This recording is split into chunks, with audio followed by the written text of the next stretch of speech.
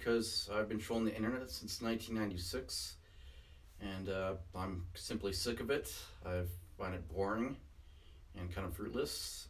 So I've now officially retired from trolling all these different websites through the years. Back in the late 90s, it was IRC chat. Then it kind of became like Ogrish in the early 2000s. Went to eFucked eventually. They were big in the late 2000s, 2008, 2009, especially when the one guy, one jar things came along, two guys, one horse. But, I'm just over that now pretty much. I just feel I'm getting too old for that stuff. So welcome all the haters, the losers, the malcontents, the freaks, the losers, geeks, the trolls, the sads, all of us. Welcome here to another episode of me reading my stories, short stories, manuscripts, full-length novels. I read it all to you, the public, because the publishing industry apparently hasn't taken a liking to me for some reason. So unfortunately, I've not been able to get published. So anyway, I want to get some things off my chest, I guess. I don't know. Things really haven't been going too well as of late.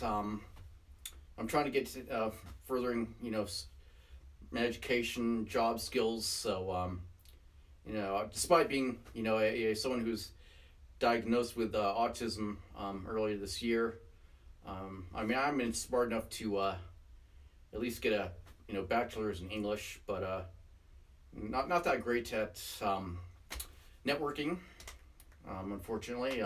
Also, a lot of employers want like 5 years of experience, even though I went to different websites and specifically, clicked on entry level, right? And yet they all want 5 years experience. So it's very depressing. And in fact, actually, one of the programs I was supposed to have a meeting with on Thursday, she flaked out and never even called me back. Neither Thursday, neither Friday. And so, I told one of my caseworkers if she doesn't get back to me by Tuesday, that he can take over and contact her. So I also have like a doctor's appointment on Monday, and then I'm gonna have to cancel my dental appointments because I got like a cap here that busted off. I got a broken tooth on this side. My teeth are already fucked up enough as it is. I'm sure if you've seen the videos, I don't need any more dental problems.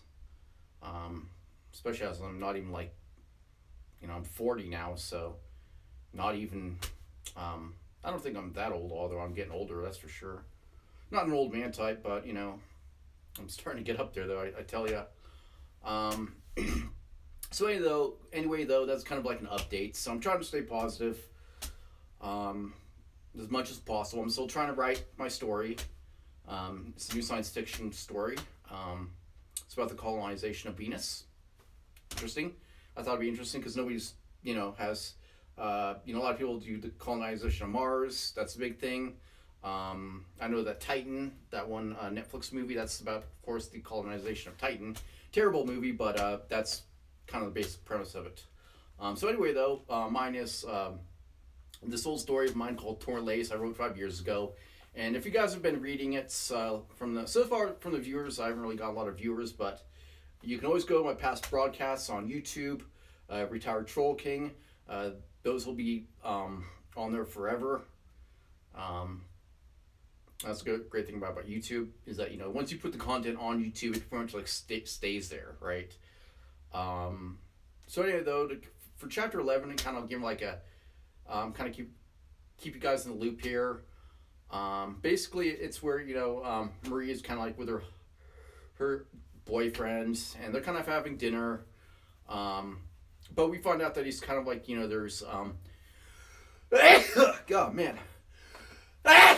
Whew. Oh shit. Oh man. I tell you, between the season and the first, man, my body's all out of whack. Whew. Ugh. So, I'm getting more like allergies in Colorado than I did in California. Wow. Anyway, though, so chapter 11 was basically Marie at home cooking dinner for her boyfriend, taking care of their kids, and then kind of having family time. And that's when we find out that Joe is kind of like, instead of doing his police duties, he's now, going back to his full military regiment, upon orders of the regime. And so eventually towards it, he finds out that they're actually being spied upon, that they actually have these devices that their house is bugged with. And that's probably how, like, Susan Dean, I'm sure, found out about Marie in the first place or whatever, what she's up to. So we're going to get the sense of paranoia a little bit here. Anyway, though, I'm going to go ahead for Chapter 12, A Dream of a New Future. So let me kind of get this up here. Let me get comfy here. Let me get a little bit comfortable here. Okay, here we go. Chapter 12, A Dream of a New Future. Marie enjoys another day of sunshine, letting the bright heat strike every angle of her profile. Her broad smile, stuck by euphoria, scarcely alters by millimeters. With one hand on the bicycle grip, the other squeezes Joe's hands as if he would never return it if she gave any slack. The light spectrum dissipates the assault when shadows flicker from two-story units hovering nearby. Her eyelids drop and rise as another shadow is thrown off from a Douglas fir. Let me alter this a little bit here. A little bit. Douglas fir. Joe came up with the idea for this day trip. She had barely woken up yesterday morning when the familiar rumblings of their pickup pulling to the driveway had piqued her curiosity. She watched Joe pull out boxes upon boxes of something as she walked outside with Adam on her shoulder before he stacked them in the garage. After he placed the contents on the concrete floor, his eyes glowed with a strange feverish obsession piecing them together. It's a 3D printer, doll, noticing her presence from that porch. The new wave of the future, all for personal use. Like the first personal computers decades ago. Turning around, he slaps one of the boxes in triumph. We can make anything with the right materials. It's just like I said weeks ago. And I mean anything. Give credit where credit is due. All the guys are getting a set. I've got a real surprise for you tomorrow. So I gotta take a... Oh, man. What's the surprise? That would spoil it. Oh, fuck. My allergies are going through the roof right now. Damn. More than welcome to join in the fun, though. He rubbed his hands together before placing layers of cylindrical metal objects one on top of each other. With that completed, a large rectangular-shaped glass container was also set next to him. Computers, thick wiring, and bags heavy enough to be mistaken for concrete go in and out with constant redundancy. Bored with this, Marie took Adam inside and busied herself with nothing. A series of buzzing sounds and other strange noises emanate from the garage until Joe emerged later in the evening with a bicycle tinged opaque white for much of its body except for the necessary rubber tires and chains. All this white-looking material is just powdered nylon plastic. The frame, I mean. He beamed at the product of his labor. Marie stepped forward and brushed her hand against its smooth texture. Oh my God, she laughed. It's just so amazing. Just insanely amazing. With the proper material, anything. Just anything. Anything. Their hands meet in the middle and overlap. And if we've always wanted to go riding... Tomorrow morning, he interrupts. Before I leave, I just want one more day with you. His eyes burned with hope. They could have lit her on fire if emotions had some way to translate to the physical. We're not scavengers any longer. We're building now, doll. It's not like with a truck. We're producing. It was as he said. Tomorrow evening he would be shipped out for some military campaign still under wraps. A parade starting in the morning was officially declared by George Dean only hours earlier, and all were encouraged to attend. Knowing this might be the last bit of romantic bonding the two might ever have, was pushed as much as possible to the back of her mind. When she fled to San Francisco like so many transient youth, her age so long ago, she was starstruck by the gargantuan buildings, noises, and traffic of the people moving in different directions like blood cells moving through veins. She eventually fell into hanging around punk girls who came from similar backgrounds. The broken and busted fragments of what remained of native-born Americana fleeing from their past. At the start, it was mainly 40-ounce beers and pot, the cheaper stuff. Later, she discovered even better drugs to ease the pain. She flirted from bar to club, only a shadow skulking in the background. Celebrating the city's endless possibilities and lifestyles, but never really belonging. But all that changed on first sight. Their first dates was simply walking around and taking the bus around the city. From the Embarcadero to Fisherman's Wharf, they would pass by and loop back around through the more industrial areas of Daly City to finally the cold beach areas. The Pacific was much too cold to swim in, but it was nice enough to have campfires with some of his military friends and their wives. A chance to distance herself from her ghosts, and the stability turning her life around from the surviving to thriving. The old feelings of pain and hopelessness took her some time, but they did subside. Though when the demons floated up to her conscious, sometimes she had to summon all her willpower not to drown them with drink. She furrows her brow, shakes those latter thoughts aside, then turns to smile at Joe. Despite Adam strapped in a snug position atop a backpack stuffed to the brim with food, he never breaks a sweat, even when switching gears for the inevitable incline of rolling hills. The former bouncing and giggling with an open mouth on his best behavior, which was almost always to her. After a short breakfast, they were out the door and rolling past Van Ness Avenue. Soon they reached maximum velocity and Oak Street zooms by. The late spring air seemed much sweeter from the positive energy. Even the usual rants from their interim leader are more quiet and withdrawn. His hypnotic countenance is toned down by the drooping eyelids, looking as if they needed rest. Few people are strolling or jogging along the sidewalk, and if they happened on some random pedestrian, their style pegged them most likely the financial elite or military personnel. Some Joe waved at, acknowledging his comrades. When Golden Gate Park springs into view, they slow down for a more leisurely pace. They take in the sights with a bountiful flora like a paradise on earth. Soon they pass the Conservatory of Flowers. Even from the outside, it's tall. Bleached white, Spanish-influenced architecture is an inviting sight. The colorful mosaic of plants and vines out front provide a glimpse of the natural beauty waiting inside. "Hey, let's get out of here." Joe turns his head to shout at her. His eyes are shaded the same as hers with sunglasses that, along with their bulky safety helmets, reflect the sunlight. They slow down enough to jump off their bikes. He takes her hand as they stroll over near Lily Pond, away from the rough asphalt bike path named John Kennedy Drive, and walk their bikes along the grassy area. Marie breaks out in a sweat from the humidity of the vibrant scenery. "Here's a good place.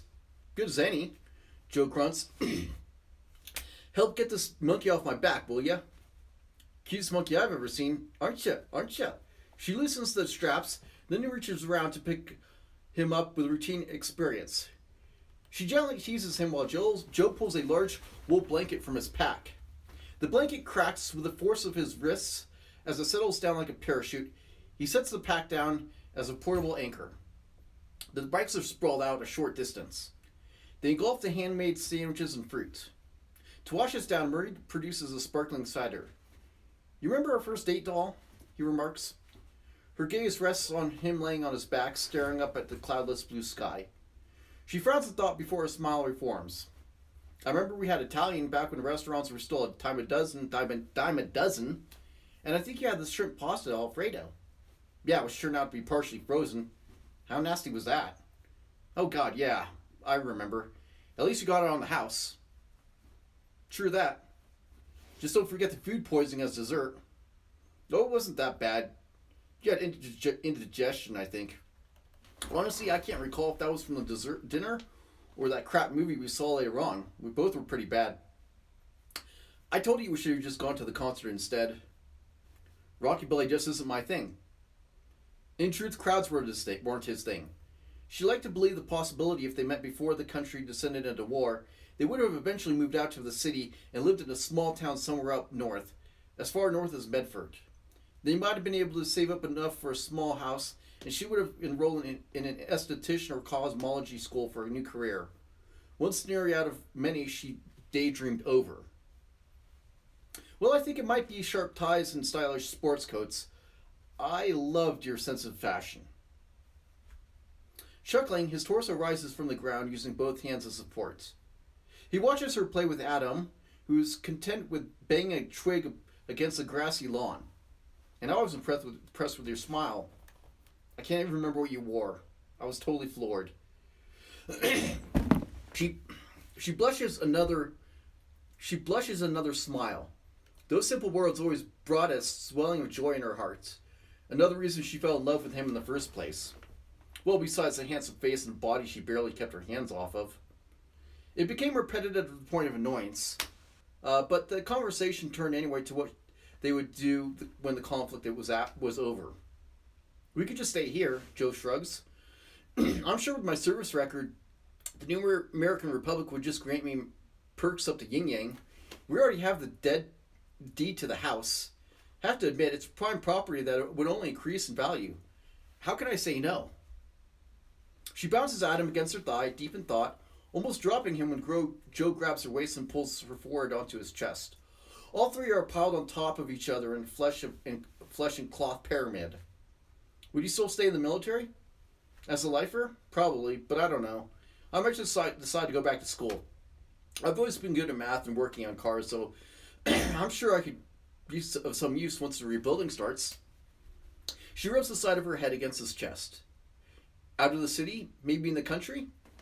Well, maybe, but I've never been much of a farmer, and it might get kind of boring for you, I'm sure. I'm so surprised you even bothered with me. You always like music, and I must be a little boring sometimes. Oh no, I'm just happy listening to you talk and being near. Yeah, but if you want to, I have no problem with you going out sometime if you need to. Once everything goes back to normal. Whatever normal means these days. He strokes and plays with her hair. I have my hobbies I miss, just like you do. She wriggles herself further into his body. What about the backup plan, Marie dearest adventure? Last week was still fresh in their minds. He insisted on sweeping the rest of the house with some electronic bug sweeper device he had liberally borrowed from the military base near the Presidio. The device turned up nothing, which was a relief, but the paranoia spread like a malignant growth over both of them. She never forgot the look in Joe's eyes since then, usually so inflammable. His body stiffens and relaxes. He pulls himself off, letting out a deep sigh while staring at her. Now is a good enough time as ever, I guess, he mumbles to the winds. About what? Yes, it has to work. Why can't it? I'll convince the rest. Joe? His eyes lock on hers. The fear flashes into them. The light glinting off, fading to overcast. No. He sighs again. His shoulders and head lowers. No, it's a fool's paradise. Marie, he begins. His head rises to meet her gaze once more. His eyes are now full of watery pools, rippling with motion and light. Marie, I've always said that everything is up in the air, and that's true. There's no lie in that. He licks his lips and continues. But it's also true that a lot of the guys in our unit have been talking about how it isn't safe here. That we need to start moving civilians out of the area, whatever are left. The plan? Marie whispers, not believing her ears at first. Yeah, it's a plan of sorts, a simple one. When we leave the base, we're headed north, across the Golden Gate. Tell no one about this, and I mean no one. This is top secret, Marie nods. Once this happens, it's a chance for the rest to head over east towards Oakland. Oh my God, Joe. It's just a fool's paradise, Marie. We've all seen the inferno and gunfire that direction from our patrols. Nobody knows what the hell is going on over there. But Joe, if it's our only shot... No, he cuts her off. It was a mistake of you mentioning it. My gut has never failed me, and I don't think it will now. It just doesn't feel right. She continues staring at him, even with him averting his eyes. She could always tell when something was wrong. He always avoided her stare. I didn't tell you the full reason I left my platoon, Marie. The real reason, I mean. It was after the first announcement from Dean that the military had fractured. That zone of occupation from the rogue elements had started to take formation. Turning to face her, she stares in wonder at the small pools overfill and trickle down his cheek. That's when everyone snapped. When the boys in my unit just lost it. The local civilians, the looting, the murders, the rape. No, no. How many of them are waiting across the bridge? How many of those scumbags are still alive? Just waiting. This isn't peacetime. She almost reached out to cradle his face, to tell him everything would be okay, but she knew what would happen if she did. He never talked of his past this way, and his harsh wall of masculine rhetoric had been built up for so long, even a touch would either cause it to collapse or cut her. What about your family? His tears had dried up to the point where they flicker some past emotional connection and fade away. I'm not sure. My brother was in the Marines, but stuck to the feds. Who the hell knows why? We're supposed to be defending the Constitution. Funny enough, we had an argument about that before I threw down my gauntlet. I hadn't bothered to track him down. That life is gone anyway. He shakes his head as a small laugh mumbles from his lips. We could be right smack in Marin for all I know. He could be right smack in Marin for all I know. Part of the blockade. I really don't want to talk about it. I'm sorry. Don't be sorry for something you had no part of. This is our life, and we aren't apologizing for anything. Those last words ended the conversation with a long bout of silence following. The rest of the afternoon they spent trekking the rest of the way through the wilderness of the park heading west. Through John Kennedy Drive, past the various ponds and lakes holding so much of the eclectic wildlife of California's Mediterranean climate. By the time they reached the ocean, the sun was already going down. The fiery orb had cooled down to a soft golden color, reflecting magenta and purple coloring on the skyline, while illuminating the sea below in dazzling flashes for each lick of the wave rising from the liquid surface. As Joe slows down to a stop, Marie alters her path and pedals over to wrap an arm around him. They stare in tranquil rapture at the utter picturesque. She hears a distant sound in the distant skyline. Marie cocks her head at the faint noise and frowns. A low bass-like tune rumbles louder. What's that noise? Marie remarks to Joe. Looking at him, she can't tell his expression through the sunglasses. He shakes his head in puzzled acknowledgement. A low pink light glows faintly. Combining with the golden sun, it morphs into a dark, blood-red ink, growing from one section in the sky, then expanding outward in an oval shape, bathing everything in a similar tapestry. Oh God, it's the same sound, the same color. She gasps and almost falls over.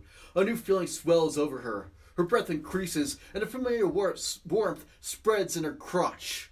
Running a tongue over her lips, she looks over at Joe's bicycle shorts. A massive lump stretches the material outward, with the vertical edge of his manhood peeking out through the elastic banding. The frequency alternates and adjusts while increasing in volume. Eventually, both sounds and visual fade into obscurity, much as it started. That's the same thing that happened weeks ago. What the fuck? The rarest of rares. A curse word coming from his mouth. The rest of the ride home is in complete silence. Marie puts out on a bed before her husband tears and rips at her clothes, with her coming in close second with aggressive moves. Their moans and gasps intermingle in a symphony of lust. He grabs her by the hair, then mounts her from behind. His sweat covers her lower back with steady droplets.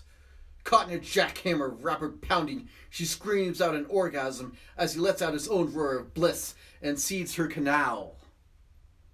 Both clasp on each other with spent breath and energy. I love you, Maria. I love you. I love you, he whispers over and over. Words he never uttered before, and touching her in a way he never would again. Again.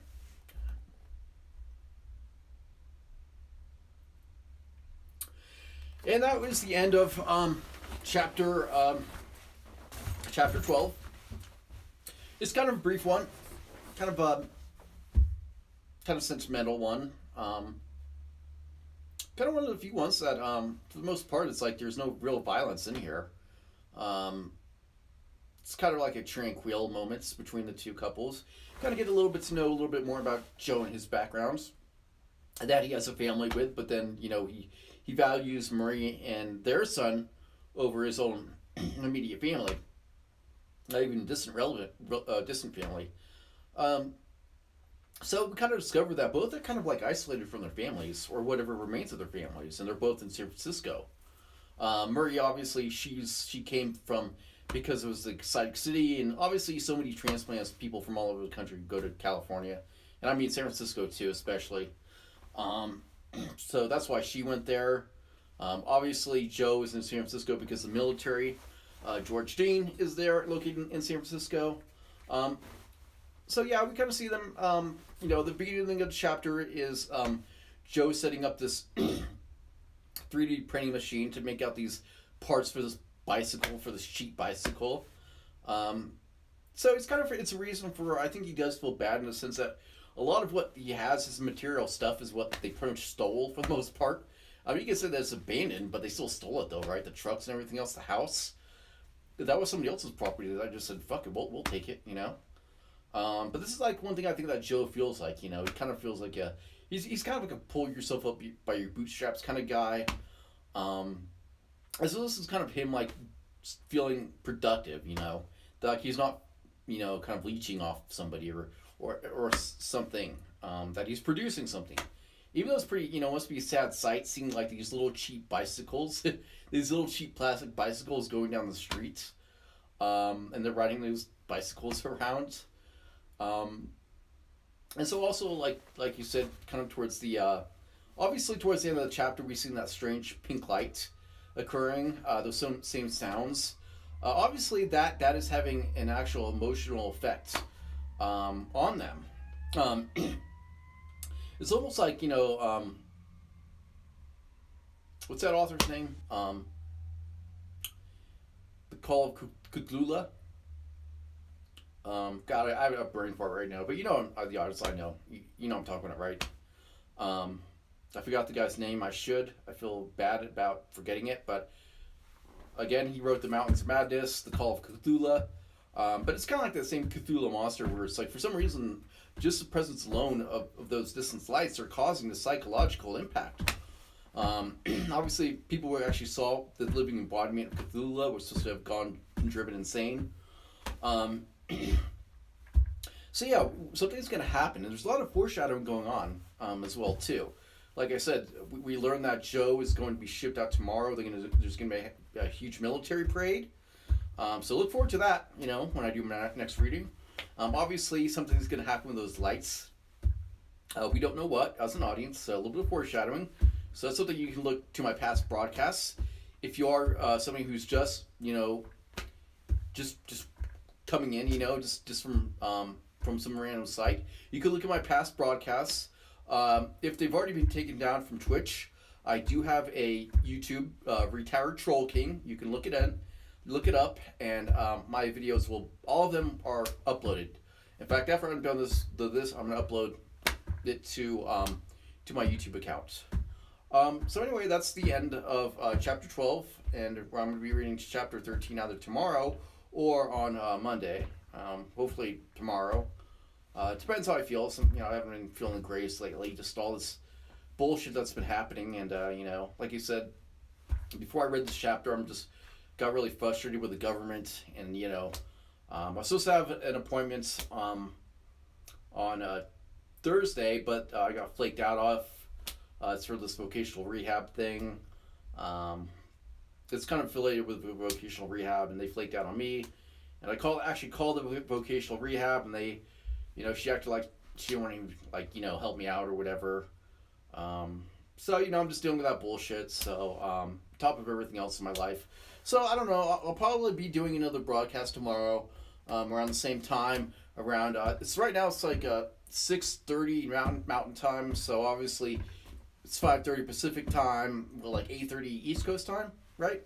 Yeah. Okay. So anyway, I'm going to be wrapping up my broadcast. Again, I am.